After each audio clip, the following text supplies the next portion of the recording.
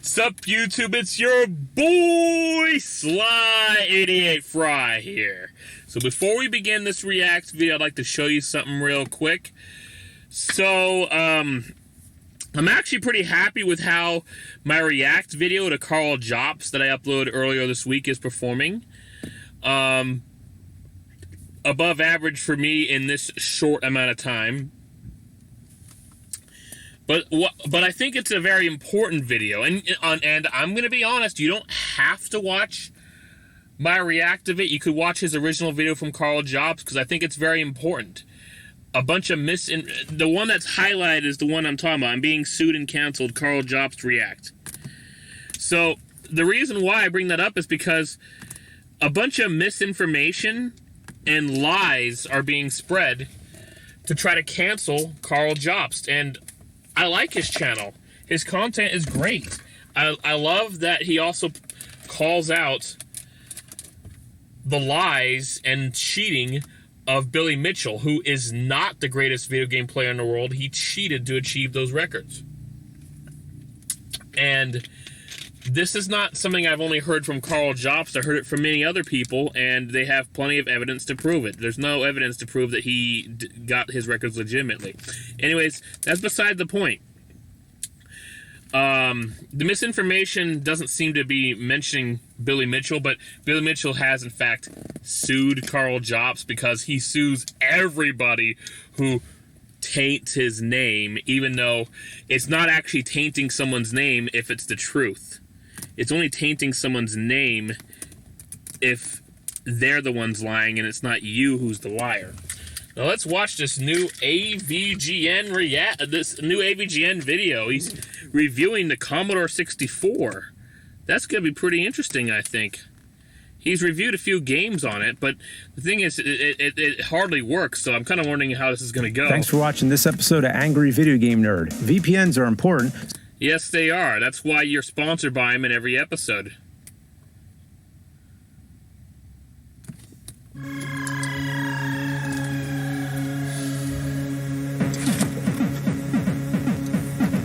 There you are. Commodore 64 was before I was born, I think. I was born in 1988. NES took over the world at the time. Genesis came out in the US next year. When I was 3 years old, the Super Nintendo came out.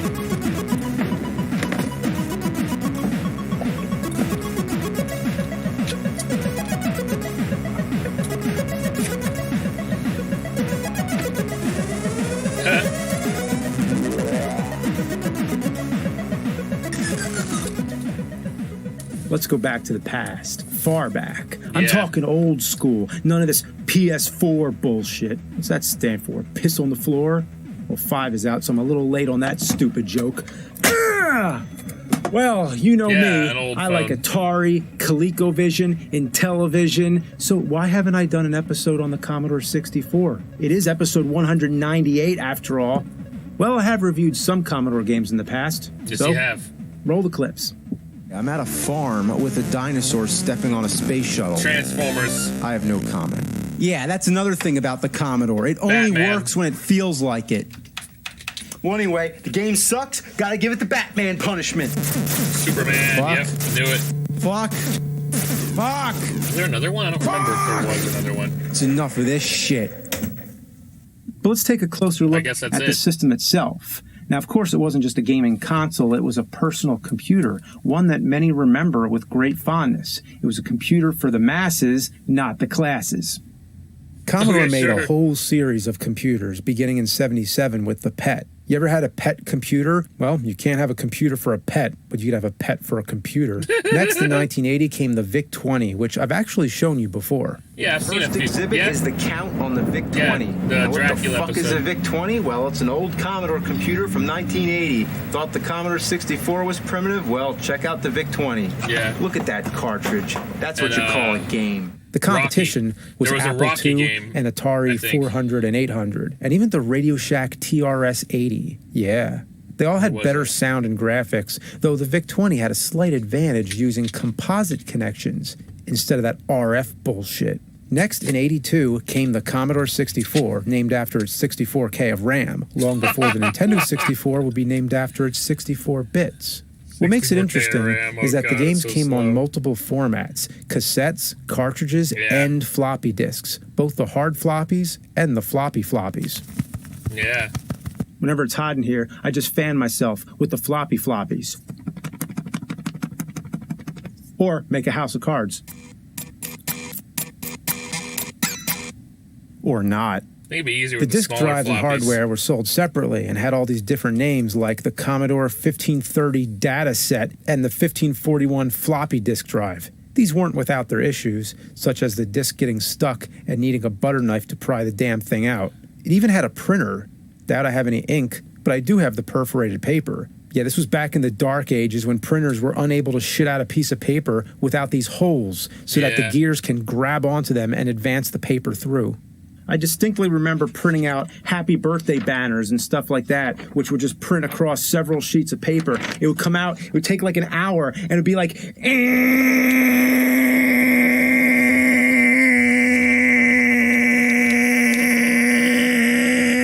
yeah, man. That's Commodore awful. 64 was crazy. It even had the incredible music keyboard. What? Yeah, sure is incredible.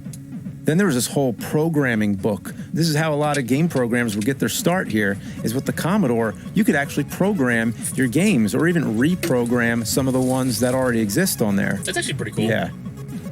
That But is a what's weird really position, impressive is how many games were made for the Commodore. It's so many that I've never even found a definitive number. It seems there were maybe 2,000 games, but if you count every commercial software title, including Office applications, the number might have been as much as 10,000. I can see But that. anyway, take a look at my collection here. So many games. I have Commando, Predator, RoboCop, somebody's tax documents from 1989. Yeah, I got these collections in large groups, so lots of random stuff made its way in.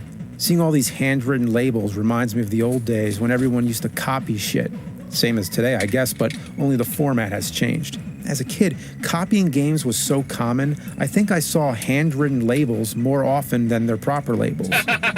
certain games, I don't even know where they came from. It seemed everybody's grandpa or uncle had some poker game that they got from somebody who got it from somebody else. And yes, viruses were a thing back then. Well, yeah. But I realized the best solution for a virus is to have a computer that's so shitty, the virus will go, nah. But that's not to say the Commodore 64 didn't have copy protection. The most common method, which I've mentioned in past episodes, was the code cards, where the game won't start before asking you which characters appear in a certain set of columns and rows. But some of them took it a step further by making it an impossible shade of brownish maroon so you couldn't photocopy it, or barely even look at it. Then there's this one. How the hell does this thing work? Man, they got real creative with some of these codes. It's like some kind of covert spy operation. That's awesome. But let's take a step back. That's actually pretty awesome. When you awesome. first power up the machine, you get a command screen. Nothing unusual. Yeah. In the 80s, that...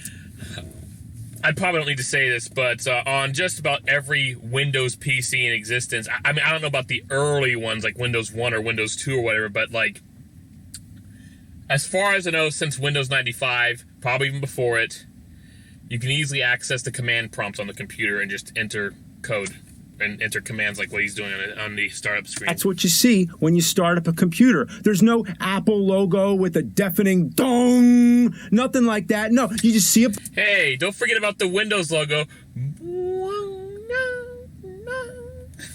bunch of words on the screen, you type stuff in, and that makes it go.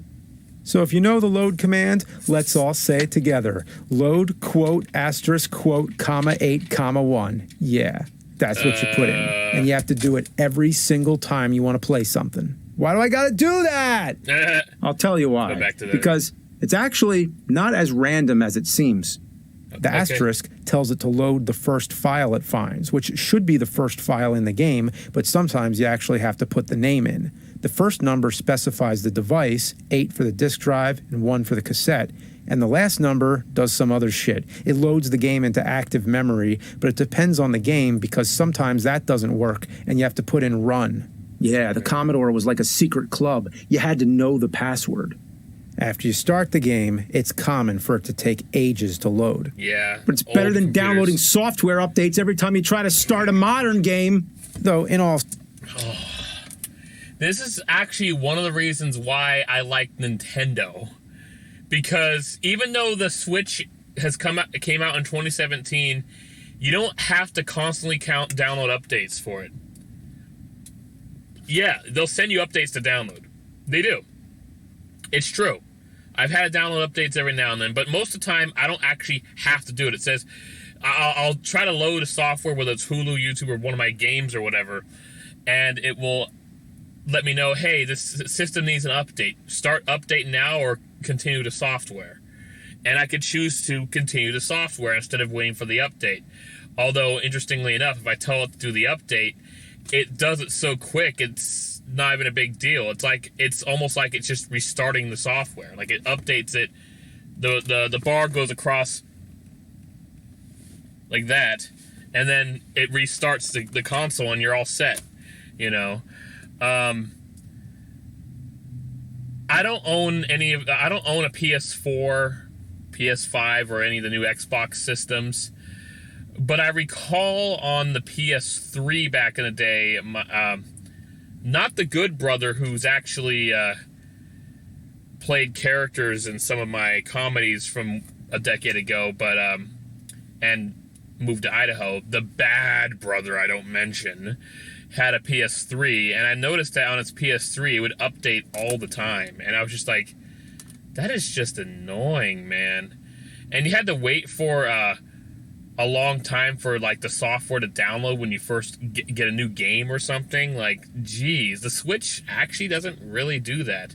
Although maybe the reason why is because they have those SD card like cartridges, which, you know, will load the information much faster than a disc would, I guess. Because I've noticed that whenever I play on the PC, and most of the time, like, you know, back when I grew up in the 90s, and continuing on the 2000s when I was a teenager to a young adult, I had to put a CD or a DVD in the disc drive of the computer to play a game. And that sucked if you lost the disc, or if you broke the case or broke the disc or whatever. That sucked. But what was good about it was that you didn't have to wait for it to load. You insert the disc, it shows the startup screen, asks, do you want to play the game? Do you want to exit? Do you want to troubleshoot? Whatever. You play the game. There you go. Even shows like a cool little menu thing to represent the game itself that you inserted in the disc drive. But moving on from that,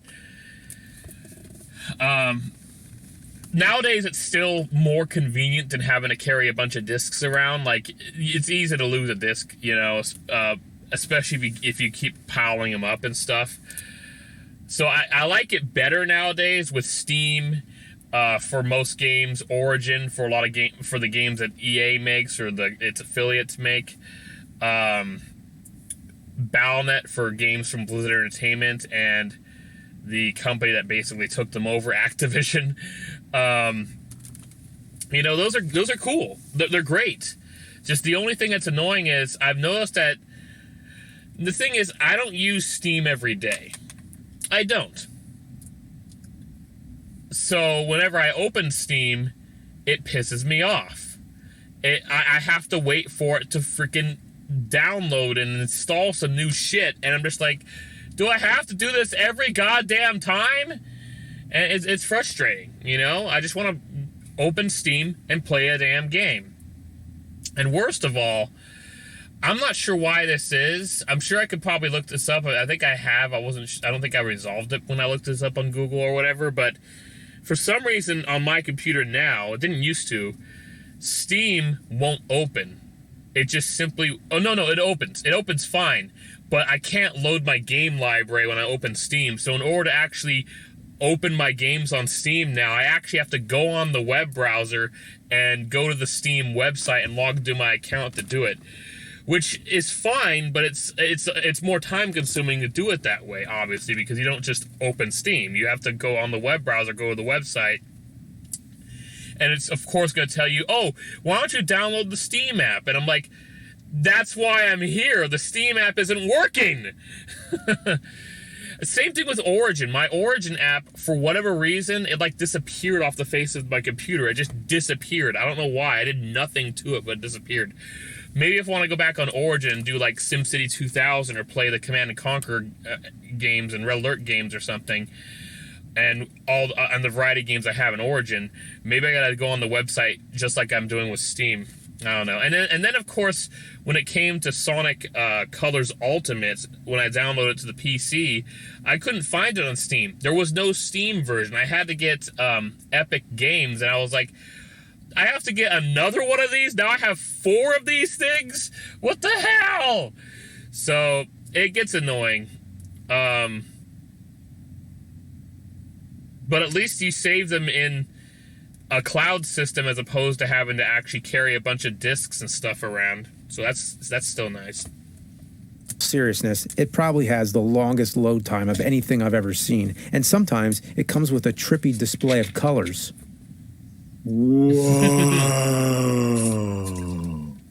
And after that, you get a beautiful title screen, but that doesn't mean the game is working. You might get as far as a menu, but it's very possible nothing else will happen. So then you scramble and try everything you can. Sometimes you got to hit Enter, F1, or Spacebar, or that extinct forgotten key of Run, or press the button on the joystick, or press the button on the joystick while it's plugged into port 2, and sometimes none of that works. I've tried every key sometimes, every single key, which is kind of exhausting. It does help when it's plugged in. But anyway, I invented the Commodore 64 keyboard presser. Presses every key. I've even tried using the Commodore Mini. That's right, the Commodore Mini with some select pre-installed games. They work fine, but in order to access the vast library of the Commodore 64, I had to add some ROMs and connect an old keyboard, even utilizing the built-in virtual keyboard for that elusive... I gotta go back on that. What?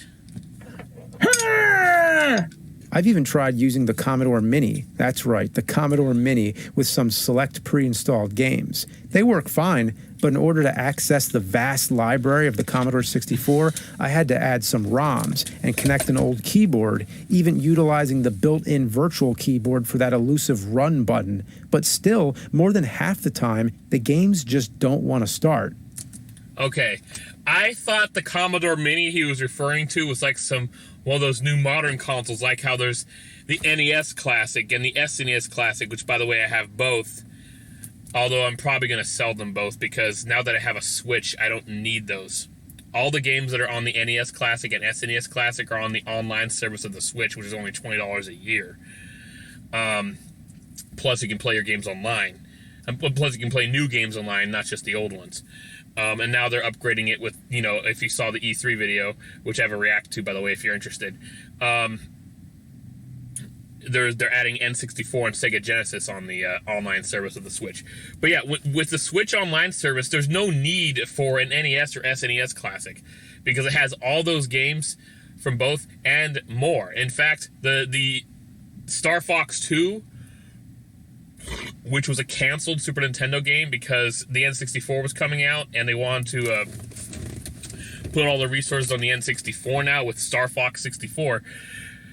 Star Fox 2 was released for the very first time on the SNES Classic, which was emphasis on getting that console, on getting that mini console because it had never been released to the public before.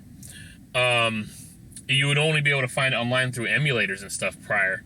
But then they actually added that same Star Fox 2 game on the SNES service for Switch Online, so that ended up defeating like the main purpose of the thing that the SNES Classic had over the Switch. So yeah, there's no need to have those consoles. So I'd have to find them in my storage unit, but yeah, I plan to sell my NES Classic and SNES Classic because I just simply don't have any need for them because I got a Switch now that plays all those games already and new games. And I'm not one of those assholes who would be scalping it. I would just sell it for its actual price, $60 for the NES Classic, $80 for the SNES Classic. That's how much it was when I bought it. Yes, I didn't buy them from a scalper. I bought them when I found them in stock at Target, actually. And I would sell them for the actual price because I just don't see a reason to mark up the price. Money's important, but it's not that important to me. Jeez. Anyways, moving on. What was I actually getting at again? Kind of forgot. Oh, yeah, so the Commodore... So I was thinking the Commodore Mini was like one of those, like the NES Classic, the SNES Classic, that horrible Sega Genesis Classic by AVGN that I wish I never bought. The much better Genesis Mini that came out years later that I was considering getting, but now that they're actually going to have Genesis games on the Switch, I don't think that's needed anymore. But still, like, when he said Commodore Mini, I thought he was referring to one of those new consoles, but if it's having issues working, it can't be that. It must be like some mini version of the Commodore 64 from the 80s then. That's too bad. You know, that wouldn't be a bad idea, though. An actual, like, modern Commodore Mini that's like the NES Classic, SNES Classic, and not the AVGN Genesis, but the better, newer Genesis Mini that came out years later. That'd be pretty cool. Or the PlayStation Classic, which I kind of just I just forgot about until just now. The PlayStation Classic, they screwed up on. There were a lot of games on there. There were a lot of games that they should have added on there. They didn't. But anyway, that'd be pretty smart. You know, a Commodore 64 Mini. That'd be a modern one, not the bad one that he's showing here. So what does that mean? Were the games always broken to begin with? Well, now you know why it's taken me 198 times to finally do a Commodore episode. Yeah. It's not like the NES, where it just starts up, well, most of the time. Yeah. The NES and future game consoles were like the young children who want to play. You say the NES, hey, we're playing Clash at Demon Head, and the NES goes, yay! But the Commodore 64 is like some old person. You say, hey, you want to play? And it goes, my fucking back hurts. Get out of here. But don't worry. We're definitely playing some games, unlike the Atari 5200 episode. Oh, so once you're actually in a game, there's one final threshold to get past. The controls. If nothing happens, it could be the joystick is meant to be plugged into the second port. It could be that it uses the keyboard. It could be that the joystick is disabling every other key. Yes, that's actually happened to me before. When I plug in a joystick, half of the keys stop working. It could be this. I feel like the reason it would do that maybe because the joystick has its own, controls on it, and, maybe the button on it contradicts some of the keys on the keyboard, but that's pretty messed up. How it should be is, and I don't know, maybe it is the case, but like, you know how nowadays, when a game is released on, okay, let's say a game came out for the Wii. It tells you which controllers are compatible. It will say the Wii Remote. It will, if it includes the Wii Remote and Nunchuck, it will say that. If it includes the classic controller, it will say that. And if it includes the GameCube controller, it will say that. Well, pretty much anything that works with the classic controller will work with the GameCube controller. So, anyway, it will tell you what kinds of controllers are compatible and how many people can play. It'll, it'll show a number next to the controller indicating if it's a 1-player game, 2-player game, 3-player game, 4-player game. The Switch does it too. If you look at the case for a Switch game, I mean, it's been a long time since I looked at a Switch case, but it should say, oh yeah, it's compatible in portable mode with the Switch undocked. It should say it's compatible with the Joy-Con, just Joy-Con, which that means holding Joy-Con in your hands or putting them on that little Joy-Con holder controller thing. It should tell you if it's compatible with the Pro controller, and it should tell you if it's compatible with the GameCube controller, for example. So I don't know if the Commodore 64 games did this, but they should have done this. What they should have done on like the cases of the games is say, oh, what control scheme is compatible with it, and it should show those little icons like they do for the Wii, for the cases on Wii games and the cases on Switch games. They should put down, oh yeah, a little keyboard to indicate, oh, you have to use the keyboard to play this, so you know that before you insert the game, so you don't actually have a joystick plugged in. If it's only compatible with a joystick, it should show an icon of a little joystick, so you don't have the keyboard plugged in. I don't know if the cases for the Commodore 64 games did that, but if they didn't, they really should have. But that's the 1980s, ancient history. It's pretty clear companies learned from that, with the Wii showing you on the back of the case what controllers are compatible, and the Switch showing that too. But the other thing is, even when you turn the game on the Commodore 64, it's old. You know, it's an old time where things are a little more complicated to set up sometimes on a computer, I guess. Well, actually, no, to be honest, no, it's not really that complicated. Things are more complicated today, to be honest. But, like, you know, they could have put down on the screen, like, like in text, use keyboard or use joystick. Like, if they could just, you know, let you know, then it wouldn't, I don't think it'd be as much of a problem. You wouldn't have the issue of the joystick messing up the keyboard, you know?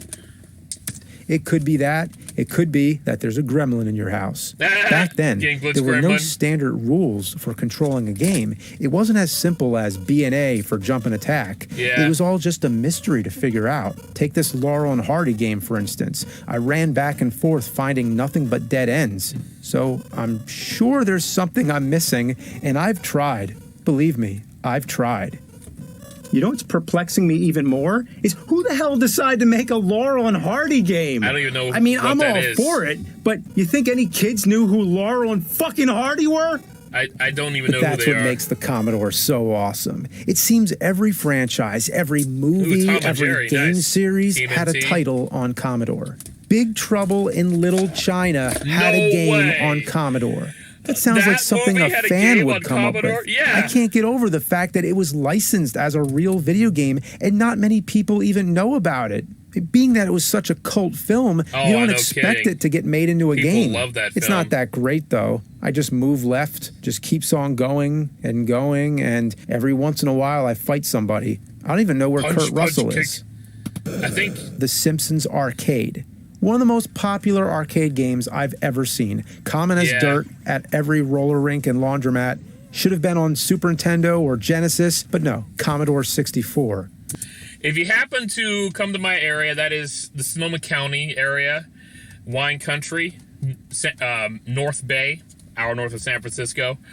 Santa Rosa is my hometown, but just a town south of Santa Rosa is Roanoke Park, which is a very fun town. Much smaller in population, much smaller in size, but Santa Rosa's got 175,000 people or so. Roanoke Park's got about 40,000. But anyway, Scandia is in Roanoke Park, and at Scandia, there's a Simpsons arcade. Hell yeah! I don't know about the other Scandias, like the one in to the east in Fairfield, or the other ones in the Sacramento area, but the one in my area has the Simpsons arcade, and that's awesome. Where it looks and plays like shit. Street Fighter, yes, the original Street Fighter. The Simpsons arcade. One of the most popular arcade games I've ever seen. Common as dirt at every roller rink and laundromat. They were so Should have been on Super Nintendo day, or Genesis, but no, Commodore 64, where it looks and plays like shit. Street Fighter, yes, the original Street Fighter was on Commodore. I bet it sucks just as bad. Barely functional. Mash keys and hope for the best. Even worse. Well, that was easy. One hit takes down the opponent? I wouldn't even bother trying any special moves, if there are any. The subway background might be one of the ugliest backgrounds I've ever seen. Oh. One backdrop says Blockhead for some reason. Blockhead? Like in Gumby? That's Charlie Brown? That's exactly what I was thinking. I was thinking about the blockheads from Gumby. That's literally what I was thinking. Oh, and the taunts are the best. Wow, that's such a demoralizing insult. Yeah. But the crazy thing is the Commodore had Street Fighter 2. Yeah, here it is in the box. And if you look at the back, you can see from these screenshots, the graphics are just as good as the arcade. Wow. Now, let's check out the actual game.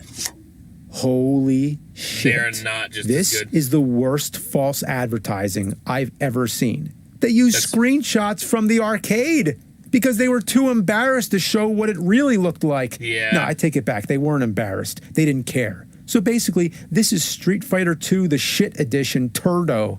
And no, I didn't expect anything better on an older, out-of-date platform. Yeah. But why? Why would you even bother putting this on Commodore? It looks better on the Game Boy, and the Game Boy isn't even in color. And who bought this? Me. There's also a Thundercats game. Wow, dude, a Thundercats game in C64 glory. Lionel looks like a buff Napoleon Dynamite. Glitches aside, I'm sure it must have been really cool seeing one of your favorite cartoons becoming a game, but it's more entertaining to clean up cat vomit. I might even have some right now, and it would be better use of my time than this. Alf. Yes, Alf. There was a goddamn Alf game on Commodore. So let me ask, if it was... Yeah, remember the other Alf game he reviewed like a decade ago? Oh, this is probably your worse. job to come up with an idea for an Alf game? What would you do? How about an Alf head floating around the streets? That's it. Great idea. Occasionally there's a cat or another floating head. Who's that supposed to be, Willie? Willie! Ha! This makes the Sega Master System version look awesome. Yeah. Next, Golden Girls on Commodore. I'm just kidding. Then there's He-Man. Imagine being a kid in the 80s and having a He-Man game on a home computer. Because, hell yeah, it's fucking He-Man. And it actually has the music from the show.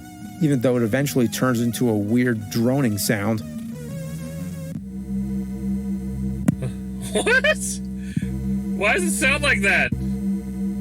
What's really cool is that enemies killed are tallied by skulls cracked. Nice. I've played a lot of games and never seen it called that. But the one thing that truly sucks about this game is that to jump, you have to hit up and diagonal. I can understand up, but up and diagonal? With this, you're guaranteed to fuck up and fall over and over. Oh, come on, come on! Ah, son of a fuck! But there's another He-Man game, He-Man Jr. Gotta love the illustration. The only way that drawing would be impressive is if it was done on the LJN video art. Yeah. It's a top-down view bullet hell shooter, kind of like Akari Warriors.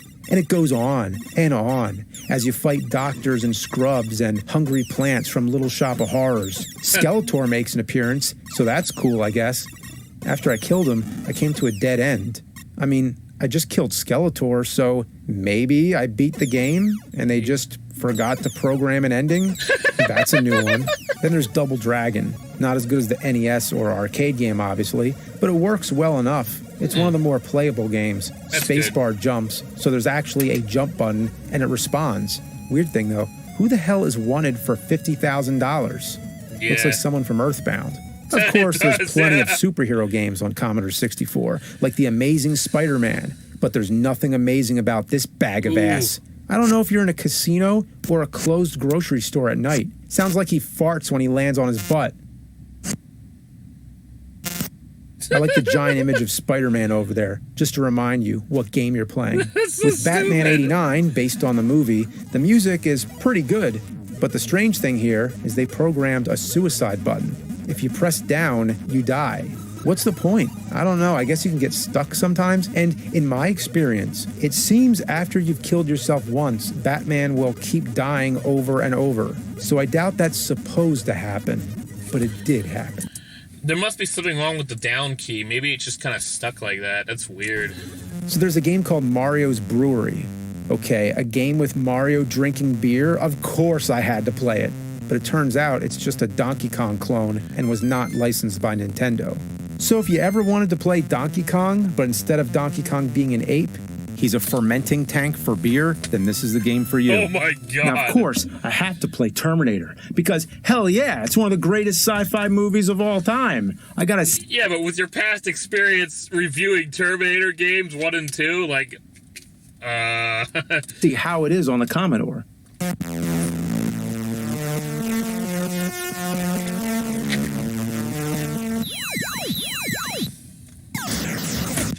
What the fuck just happened? What the...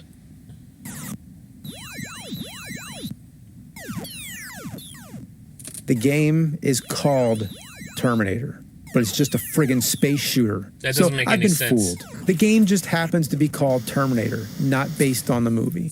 That's so I've just been motherfucked. Yeah. Okay, next we have Cyberdyne Warriors. Does this one have anything to do with Terminator? After all, it's named after the company that created Skynet. Or it just happens to be a coincidence. Not related, but the name Cyberdyne was actually used for a Japanese robotics company. Well, that just seems like tempting fate and is fucking terrifying. Anyway, the game is just a generic run-and-gun platformer shooter. At least it looks like a Terminator it's not game, bad. kinda. In fact, I'd say it's better than many of the Terminator games I've reviewed. Besides, the music is legitimately awesome.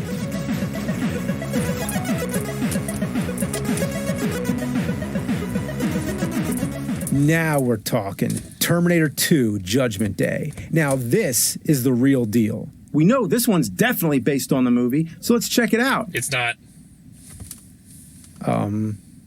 Okay. Loading. Commodore 64 is like a box of chocolates. You never know what you're going to get. Yeah. You might get like a flashing light show or a loud beeping sound or just a bright white screen that blinds you. Come on, load, you son of a bitch, load.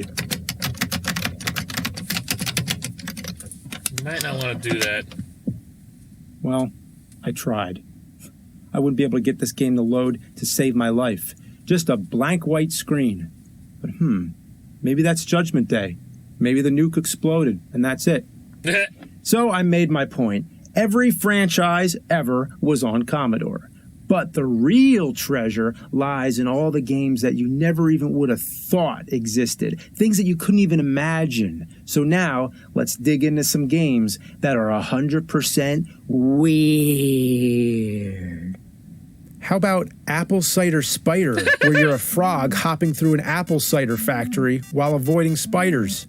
Or Bouncing Heads, where... I think depending on the size of the spider, a frog would probably eat it. I mean, they eat flies, but spiders eat flies, and I don't know. Maybe not. Maybe the spider would choke it or something. Going around collecting lips. Or a game called Get Off My Garden. You're an R2-D2 while avoiding spiders. Or Bouncing Heads, where you're going around collecting lips.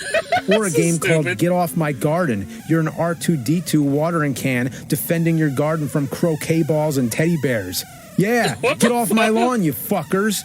But I bet this game holds the distinction of being the only game to have a game over screen that says, diddums. What?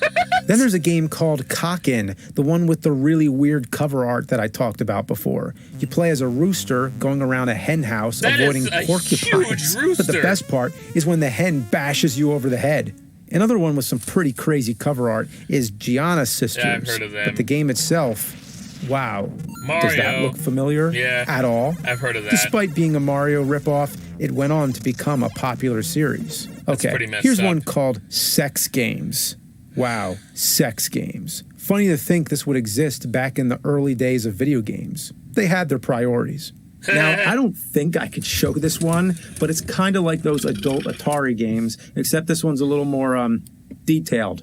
But the real funny thing is to control what's happening here, you have to shake the joystick like this, up and down, really fast. Yeah, that's what you do. They did it on purpose. Just make sure to grab the right one. Then there's a game called Thing on a...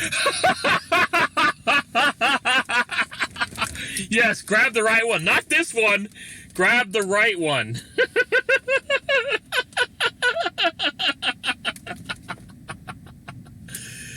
Woo! That was awesome. That was amazing.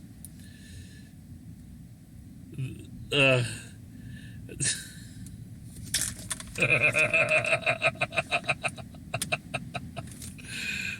Okay. I'll. Woo! Yes. Grab the right joystick, not your joystick. The.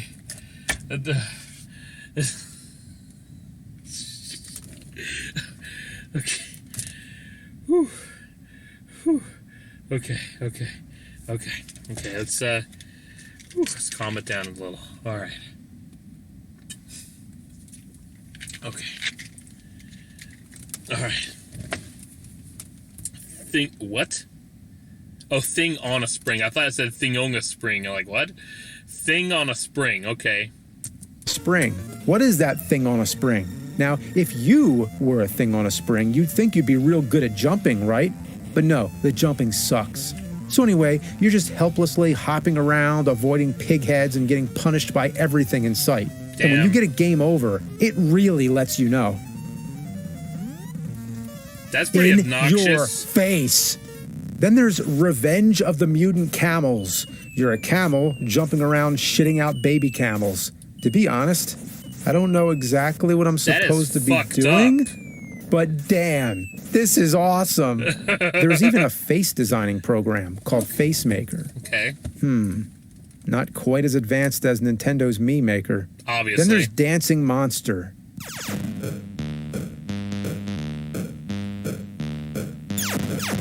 What the hell are you playing? What are you supposed to do? What the fuck?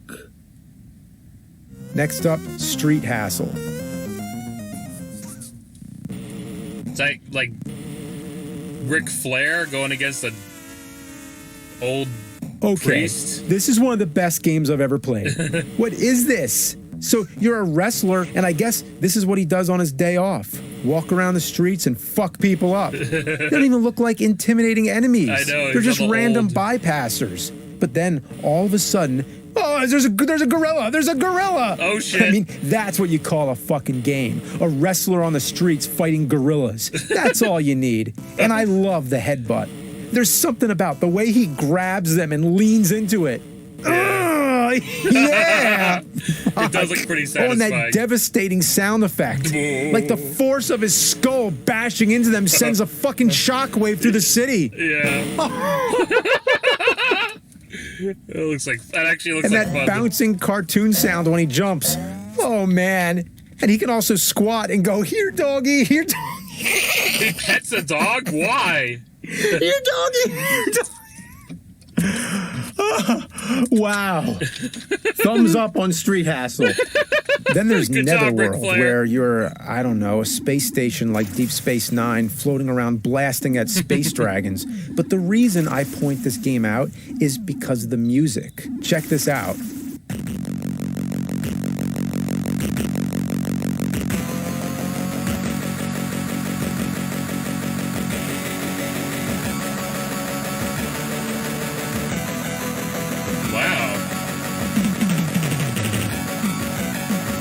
Commodore? No way. I didn't think it was even capable of that.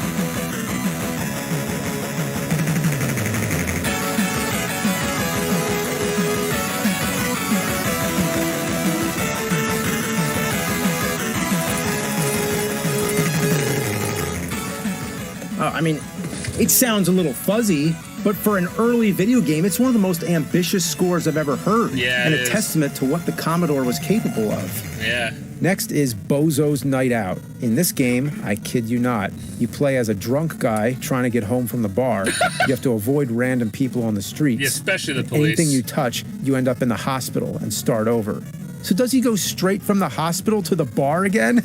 Damn. What a bastard. You can even wander into the garden where there's a bunch of Muppet monsters. And if you eat a mushroom, you go on a crazy trip. Holy shit. One of the most complicated games is Everyone's a Wally. What? It's very innovative for its time because you switch between multiple characters, each with their own specialties, such as plumber, electrician, etc. But as you switch, the other characters who you're not playing as are still walking around through very simple AI. So each player has to complete a job, and ultimately, together, they all have to open a safe to collect their wages. Wow. Imagine if to get paid for your job, you had to steal your own pay by breaking into the fucking safe. Along the way, you go into a post office and stamps attack you. You go into a bakery and bread attacks you. That's the type of world these games operate in. It would be like if I walk into the nerd room and all my games are flying around, smacking me in the face. Oh! So anyway, just walking around, going to a phone booth, and then...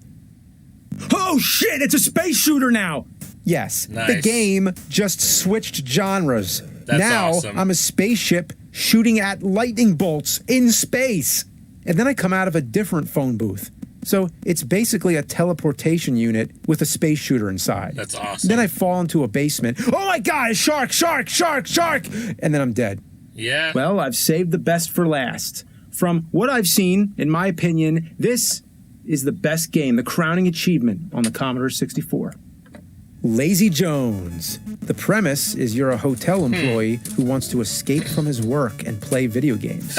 It's simple. All you do is walk around, avoiding running into people, and visit every room.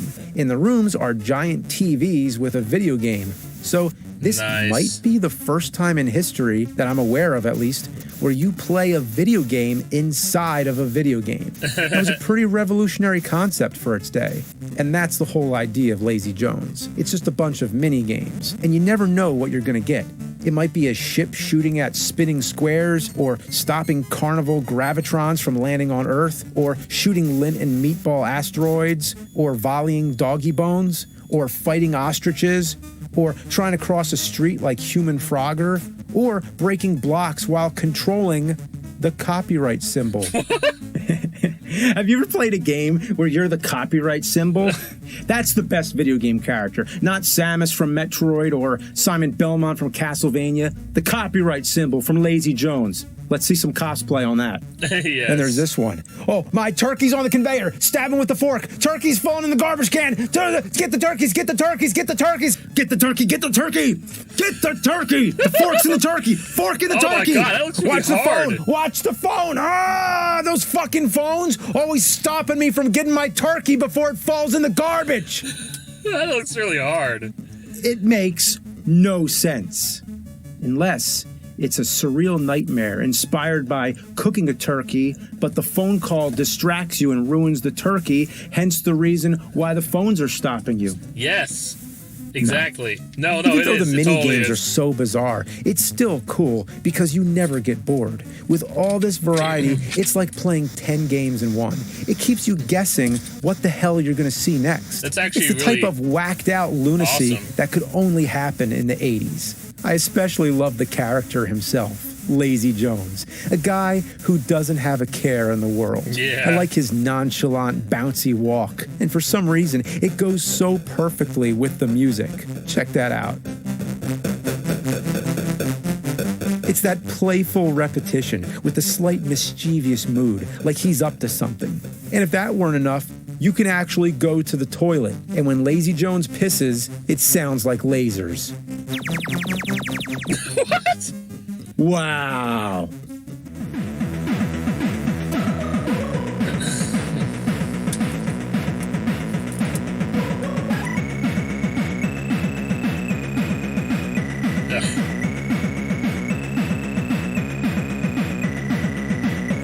God damn it, Ric Flair, you're such a badass.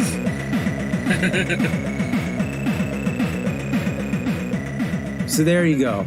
I finally got to play a bunch of Commodore games. Been wanting to do this for a long time. And as you can see, it's a gold mine. It has so much more to explore. The Commodore 64 has a special place in our hearts. It made it through the video game crash. It was a cheaper, affordable computer, making it the underdog of the competition. And it challenged and perplexed young gamers, many who went on to become programmers themselves. And to this day, it has a loving, nerdy cult following. It's the Commodore Club, where the password is load, quote, asterisk, quote, comma, 8, comma, 1. But we're not done yet. We still have a few more Commodore games we want to talk about, certain horror-themed ones. And since we're heading into that time of year where my room suddenly goes darker for whatever reason and it gets spooky, so it only makes sense. So light up those jack-o'-lanterns and tune in next time. Oh, there's more. Also, all month of October, be sure to check out Cinemassacre's Monster Madness around the world. 31 days, 31 countries. On the website, cinemassacre.com. Hey, let me know in the comments below if you've watched the Monster Madness from Cinemassacre. I actually never really got into the series. I think I've seen an episode or two of Monster Madness like a decade ago, but I never really got into it, though. Anyways, that was amazing. I really enjoyed watching that video. Quite a blast to see.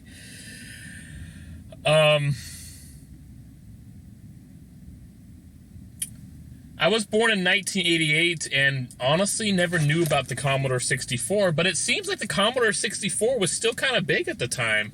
I guess because maybe I was just too young to remember.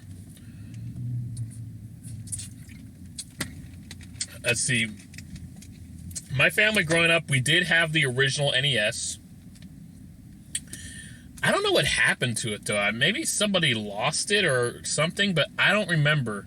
We would get a Sega Genesis. The first time I ever played a video game was Sonic the Hedgehog, the very first one. Actually, no, that wasn't the first time I played a video game. We also got a Super Nintendo. The first time I ever played a game was Super Mario World. But the first video game I ever beat was Sonic the Hedgehog. Even though the Sonic games are definitely harder than Mario games. But, yeah, we would later get the NES Top Loader. We got that much later and played some NES games that we had played before on the previous NES console that we used to have. But yeah, I didn't have much exposure to the NES in comparison to the Super Nintendo or the Sega Genesis, and I basically had literally no exposure to the Commodore 64. I only know about it thanks to the internet. But it seems like it would have been really fascinating at the time. Yeah, it sucks that it took an eternity to load, and oftentimes the games just wouldn't work. But the fact of the matter is, it was a fascinating home computer at the time. There were so many games you could play on it, and so much software you could run on it. That's pretty incredible considering it came from the 1980s. Obviously, nowadays, we're spoiled in comparison to how things were back then. On the computer, on Windows, and I guess on some Mac computers too, but anyways, on the computer now, on PC nowadays, we got Steam, which has so many games to play on it. So many of them. Some of them are free of charge. Some of them are like $5. Some of them are fully priced, like $60 games. You could also get on console, but you can just get on Steam instead. There's Origin, which has a bunch of games from EA, as well as their affiliates. Origin's awesome, actually. I know people hate Electronic Arts, but Origin is awesome. Every once in a while when I log into Origin, they just give me a game for free, which is really cool. Steam doesn't do that. But it's always a game that came out like way back. Like I got SimCity 2000 completely free, but that game came out like in 94 or something. I got, was it Wing Commander 3 for free? That game also came out around like 93, 94 or whatever. But my goodness. And then of course we also have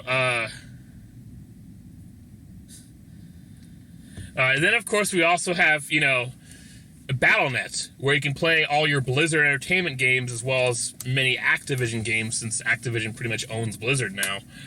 Yeah, now there's also Epic Games, which, I mean, I think there's a bit too many of these choices, honestly.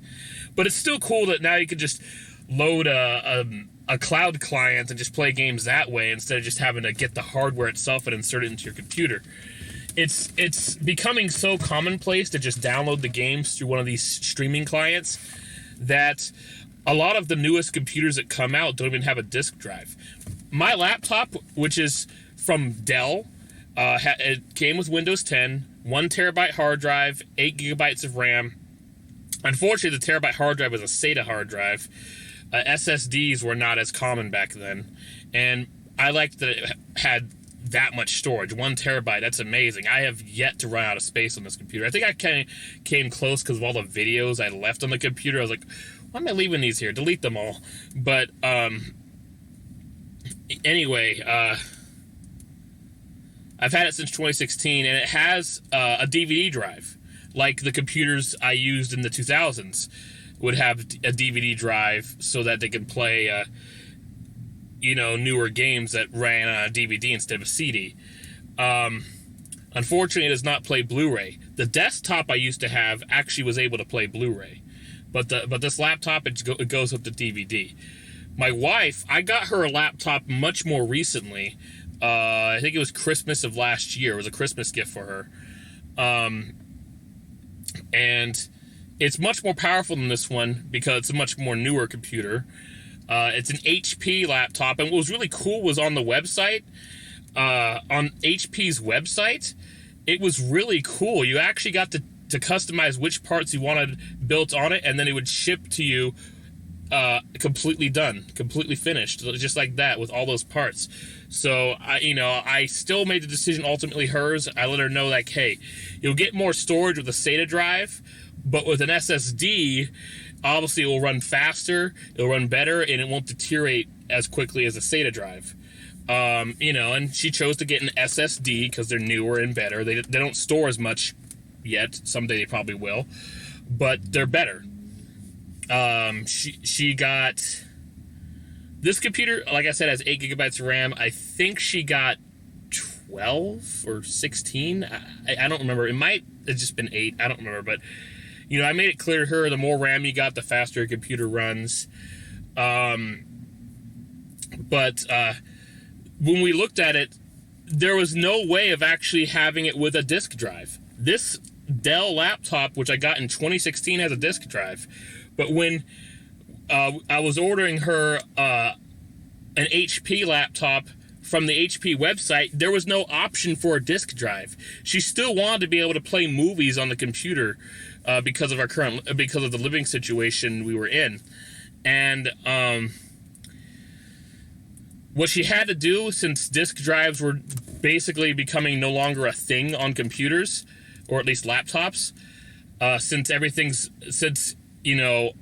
nowadays you just download stuff on the computer instead, she had to order like some little device, which was a disk drive that you had to actually plug into the USB port.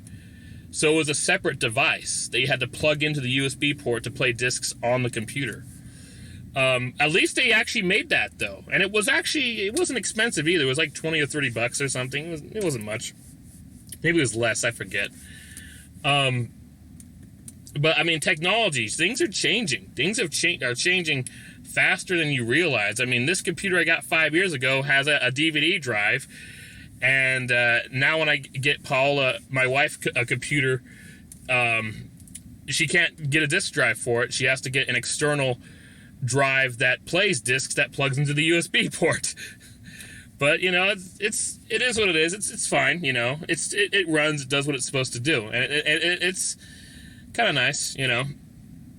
Anyways, thank you so much for watching. I really appreciate that. This was a blast. I'm very curious about the Commodore 64 now with the games he mentioned at the end. It seems like the fucking nerd picks the best parts for last. He first talked about the struggles with the console, the bad games, the weird games, but then he talked about like the best games at the end, which looked really fun. They looked pretty innovative for the time, and like that was really cool how there was so many genres of games in such an old game. I mean, it's so much more common nowadays than it was back then. It's really cool. I appreciate that.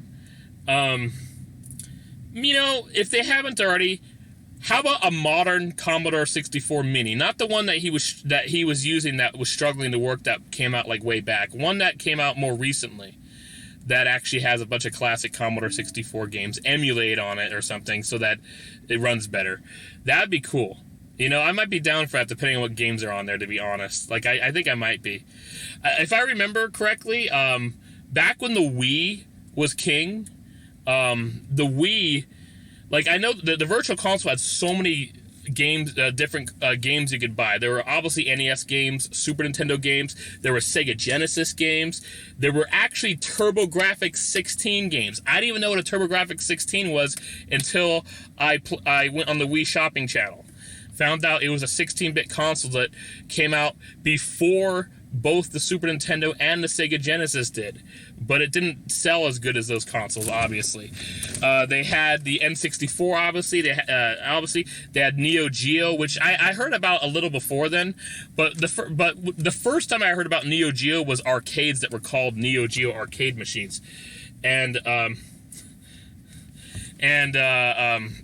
what else? There was also, let me just text my wife real quick.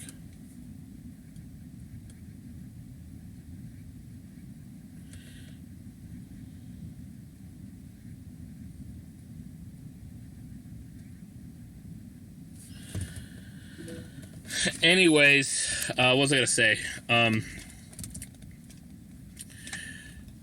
But yeah, they had Neo Geo games to get down there. Of course, there was also Sega Master System games, which I never heard of a Sega Master System until then.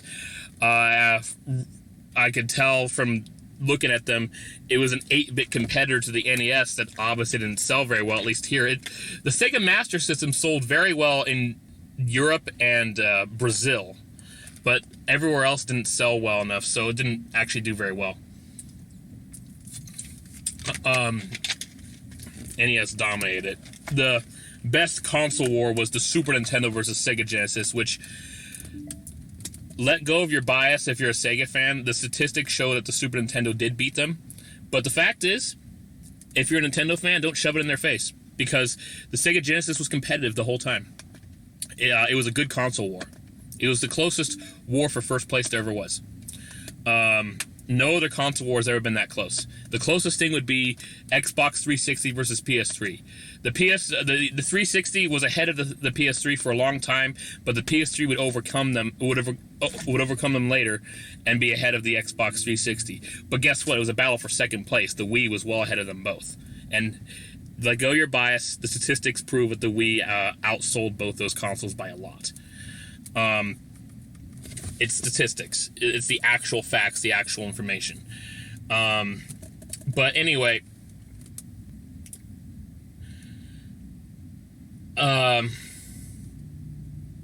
computers are fascinating. They really are.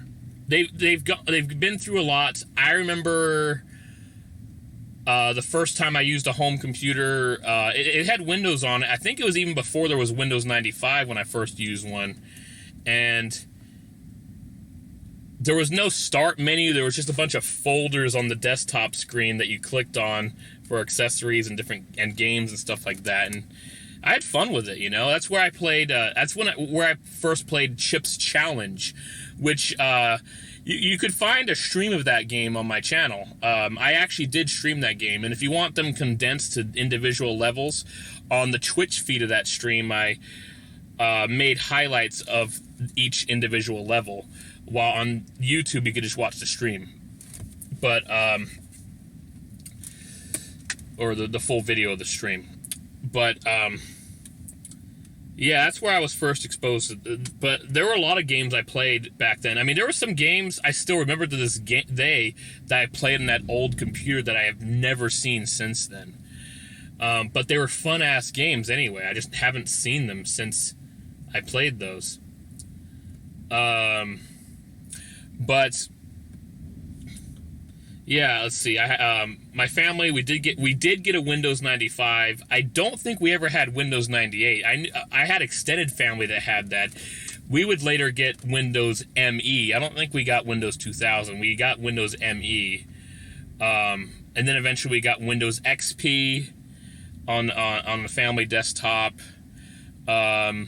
XP was pretty nice. It seemed to, at least for the time, seemed to have run pretty good. The first ever laptop I owned, which I first owned because I was going to school, although I still wanted to get games on it, so I wanted one that was more powerful. That had Windows Vista on it, and I know everybody hated Windows Vista, but I didn't seem to mind it so much. The first desktop that I personally owned, which I got like 5 years later in 2012, that had Windows 7 on it. And then the laptop, which I got about 4 years later in 2016, late 2016, this Dell laptop I got on sale for $350, which I think would otherwise have been like $600 at the time, but it was $350. Because it was, I was going on the BestBuy.com website on Black Friday and got it on sale. And I'm glad I made this purchase. I'm still using it to this day. I mean, I probably should do some stuff to try to help it run a little better, like maybe do a defrag or use CCleaner, maybe even run the antivirus or something. But, yeah, I've been enjoying this computer. I've been using it to make these React videos. I've been using it for my live streams. But it would be nice to upgrade it someday or fix whatever issues it has to make it better. Of course, someday I will have to replace it with a newer, better computer, but considering I got my wife her own laptop last year, I think I should wait on that. Probably just try to improve this one. But it's awesome. I mean, and as I said, this Dell has Windows 10. So it seems every computer I've owned had a different OS on it. Or different, like the next Windows OS on it, basically. Okay, not the next one, because after Windows 7 was Windows 8, and then 8.1, they skipped over 9 for 10. I'm still curious what Windows 9 would have been like if that actually was released. Why would they just call it, why not just call Windows 10 Windows 9? Windows 9 was never released, so why not make the next step up that was Windows 10 just be called Windows 9? Never understood that. Anyways, God, I'm just going on about computers right now. What you got? What? I wonder what the perspective of the Commodore 64 would be like to somebody who never played it. For me, at least my perspective is, I don't look forward to playing an actual Commodore 64. They load way too slow and they are barely functional. But if I could play some of the games on newer hardware, like one of those, like some kind of new modern mini Commodore, that'd be awesome. I'd really enjoy that. That'd be cool. That'd be really sweet. You know? Maybe that will come out someday. That'd be awesome. Anyways, thank you so much for watching. Please like, comment, and subscribe. Click that bell icon to add me notifications. And like I said at the beginning of the video, I think it's very important to help out Karl Jobst in his situation. He is being sued by the madman Billy Mitchell, who has been proven not just by Karl Jobst, but many other people, that he in fact cheated to achieve his records. But he's trying so hard to disguise that by actually suing the people who have proven that he's cheated. Instead of just fessing up and admitting to it, he's actually becoming a worse person by actually suing people over it. Like, no, man, that's messed up. You're trying to use the laws. You're trying to use lawsuits as a weapon to just shut people up. That's messed up.